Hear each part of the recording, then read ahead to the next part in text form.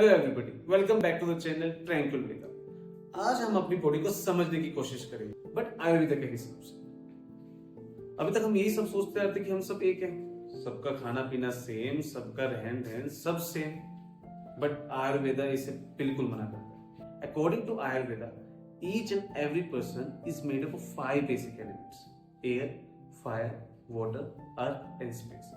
ये 5 basic elements मिलकर body का एक बेसिक कॉन्स्टिट्यूशन डिसाइड करते हैं, एक बेसिक प्रिंसिपल डिजाइन करते हैं, जिसको हम आयुर्वेद में बोलते हैं प्रकृति। There are 3 prakritis in our body, that is vata, pitta and kapha. Vata is composed of space and air which governs the movement in the body. Pitta is composed of fire and water which governs the digestion in the body, and kapha is composed of water and earth which governs the lubrication in the body. मतलब हमारी body की जो human machinery है वो 3 forces control कर रही है: वात, पित्त एंड कफ। अगर इनके बीच में इंबैलेंस होगा तो हमारी बॉडी में डिजीज मैनिफेस्ट हो जाएगी। क्वाइट सिंपल है ना। हमने देखा है कि आसपास के लोग जो है बहुत ज्यादा, कोई तो बहुत ज्यादा गुस्से में रहता है, कोई बहुत ज्यादा शांत रहता है, मतलब उनकी सराउंडिंग्स में जाके बोलते हैं ना, अच्छा लगता है। कोई जो है बहुत ज्यादा खाना पसंद करते हैं तो कोई बहुत ज्यादा कम, किसी को खट्टा खाना पसंद है तो किसी को मीठा, मतलब सबके, हर एक के अपने खुद के लाइक्स है, खुद के डिसलाइक्स है। तो ऐसी कौन सी फोर्स है जो डिसाइड कर रही है कि कौन से कैरेक्टर्स ज्यादा प्रीडोमिनेंट होंगे? वो डिसाइड करती है आपकी बॉडी में कौन सी प्रकृति डोमिनेट कर रही है, तो उसके हिसाब से उस बंदे के कैरेक्टर्स डेवलप होते हैं। According to Ayurveda, health is defined as a state of a complete mental, social, physical well-being. और साथ साथ हमारी बॉडी में तीनों प्रकृति में बैलेंस मेंटेन रहना चाहिए। जो हमारी बॉडी में जो वेस्ट मटेरियल प्रोड्यूस हो रहा है वो normal amount, normal composition, normal texture होना चाहिए, तभी हम उस बंदे को हेल्दी बोलेंगे। अब हमें कैसे पता लगेगा कि कौन सा प्रकृति डोमिनेंट है किसी बंदे में? तो थोड़ा बहुत हम ओवरव्यू लेते हैं। हम सबसे पहले वात प्रकृति को समझने की कोशिश करते हैं। हमने आसपास देखा होगा, हमारे फ्रेंड सर्कल में हमेशा रहता है कि कोई जितना मर्जी खा ले बट वो मोटा नहीं होता।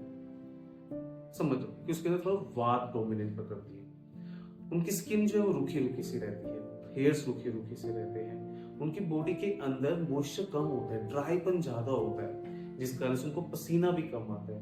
भूख और प्यास बहुत ज्यादा वेरिएबल होती है, कभी तो उनको भूख बहुत ज्यादा लग जाती है, कभी उनको लगती ही नहीं है। और इनकी हाइट या तो बहुत ज्यादा होती है या फिर बहुत छोटी होती है, और उसमें पूरा मांसपेशियां, मतलब बहुत वीक मसल्स रहती हैं, मतलब हड्डियां दिख रही होती है, जिसे हम अपनी भाषा में बोलते हैं। अब अगर हम कोई भी इंडिविजुअल, सब में वात एलिमेंट तो रिसाइड करता है। अब हमारी बॉडी में अगर वात डिस्टर्ब होने लग जाए तो कौन कौन से सिम्टम्स आएंगे वो मैं आपको बताता हूँ। बॉडी के अंदर बहुत जल्दी से रूखापन आने लग जाएगा, स्किन बहुत ज्यादा रूखी हो जाएगी, मतलब थोड़ा सा अगर नेल्स भी लगाएंगे तो स्क्रैच, पूरा ड्राईपन होता है, हेयर फॉल बढ़ने लग जाएगा। हमारे अम्बिलिकस के नीचे सारा सिस्टम जो है फंक्शन, हमारी बॉडी की मशीनरी वात के कंट्रोल में। तो वुमेन्स में जैसे हार्मोनल प्रॉब्लम्स, मेल्स में हार्मोनल प्रॉब्लम्स, ये सब जो है वो वात रेगुलेट करता है। अगर वात डिस्टर्ब हो जाएगा तो हार्मोन्स डिस्टर्ब हो जाएंगे, जिस कारण से वो डिजीज मैनिफेस्ट होती है। अब अगर आपको लग रहा है कि भाई मेरा वात जो है वो इम्बैलेंस हो रहा है, तो हम क्या करें कि हमारा वात फिर से बैलेंस में आए? मतलब हमारी ह्यूमन फैक्ट्री में जो नीचे के सारे फंक्शंस थे वात रेगुलेट कर रहा था, वो इम्बैलेंस हुआ, डिजीज मैनिफेस्ट हुई। अब मुझे क्या करना चाहिए कि ये चीज मेरी बैलेंस में आ जाए? तो किस वजह से होता है? वात इम्बैलेंस होने से क्या होता है? बॉडी में रूखापन आता है। तो हम रूखापन वाली चीजें बिल्कुल नहीं करेंगे, जैसे रॉ वेजिटेबल्स, फ्रूट्स, वो हम कभी नहीं लेंगे। उसके अंदर हमेशा हम घी या फिर ऑलिव ऑयल डालेंगे। हम जो है वो जो फैटी फूड्स होते हैं, जो ग्राउंडनट्स हो गए, इनके अंदर मतलब नेचुरल ऑयल वाले सब्सटेंसेस होते हैं, नट्स हो गए, सीड्स हो गई, ये हम ज्यादा कंज्यूम करेंगे। हमारी बॉडी पे मसाज करेंगे हॉट तेल से, जिस कारण से हमारी बॉडी के अंदर जो है जो रूखापन आया हुआ है वो खत्म हो।